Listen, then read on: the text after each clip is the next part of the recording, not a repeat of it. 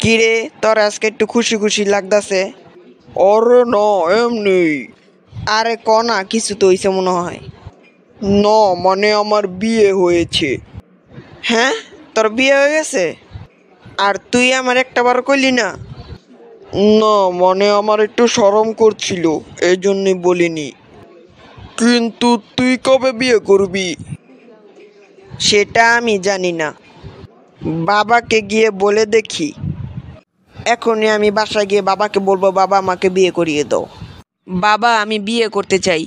বল্টু, তোমার আর একটু বুদ্ধি বাড়ুক, তারপর তুমি বিয়ে করো। তাহলে বাবা, আমার কবে বুদ্ধি বাড়বে? যেদিন তুমি আর বোকার মতন বিয়ে করতে চাইবে না,